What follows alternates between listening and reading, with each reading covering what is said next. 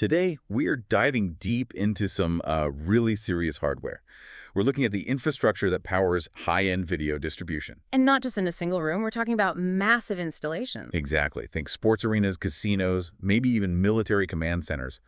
We're focusing on one key component, the WolfPack 4K60 fiber input card. Right. And our mission here is to really understand how a piece of professional AV hardware like this solves that triangle of distance, speed, and rock-solid reliability. Okay, so let's start with the basics. What is this thing? Well, at its core, it's a one-port input card. It's 4K60 compliant, and it's designed to slot into these big modular matrix switchers, the 9x9, 18x18, even up to 36x36 chassis. And the price point is listed at around $250, which for a fiber card seems pretty accessible. Yeah. But what does going with fiber actually get you over, say, a standard copper setup? It gets you distance. I mean, staggering distance. Your best copper-based system like HDTV, it just dies out after about 100 meters, 330 feet. Right. This card uses single-mode fiber. It sends a full 4K60 signal at 10.2 Gbps for up to 6.2 miles. Like 0.2 miles. 10 kilometers. That's a total game changer for something like a university campus or a corporate headquarters. Oh, yeah. But, and this is a really crucial detail from the specs, you have to commit to it. These fiber cards only work with other fiber cards. You can't mix and match them with copper cards in the same chassis. Okay, so you're building a dedicated fiber ecosystem. That makes sense. Yeah. Let's move to the second pillar you mentioned, speed. The product specs talk about seamless switching. Yeah, and they define that as an instant cut. We're talking about 100 milliseconds. The 10th of a second. Yeah. So no black screen, no glitch, no waiting. How is that even possible? Usually when you switch an HDMI source, there's that awkward, 2 or 3 second pause. That pause is the source and the display having a little conversation. It's 2 steps, really.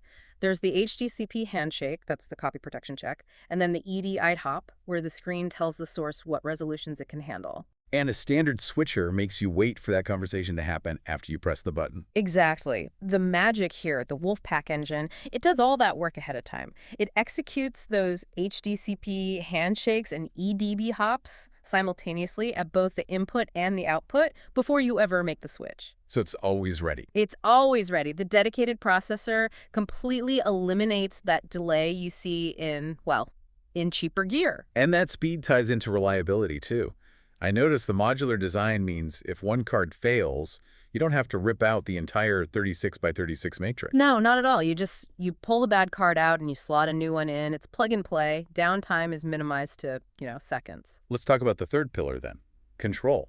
For these big installations, that's everything. It really is. And you get the standard stuff, of course, front panel buttons, a free web GUI, even free apps for your phone. But what about integrating into a larger system, like a command center that uses a Crestron or a Control4 system? That's where they really lean in. It's built for that kind of third-party integration. They offer optional drivers for all the big names, Control4, Crestron, URC, Elon. But what's really cool is how they handle custom drivers. How so? The RS-232 script language is just incredibly simple. For example, if an integrator needs to switch input 8 to, say, outputs 1, 8, and 16, Okay. the command is just one line, 8x1, 8 and 16, that's it. Wow, that is clean. No complex coding. Nope.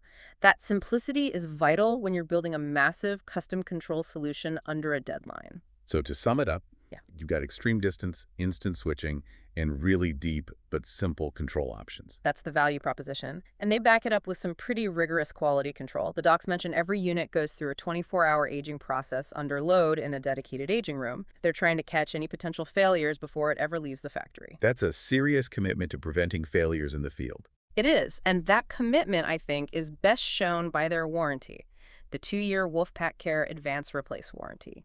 If a card fails, they ship you a replacement, usually within 24 hours before you even send the broken one back. So they prioritize your uptime over their logistics. Right. And that leaves you, the learner, with a really interesting question.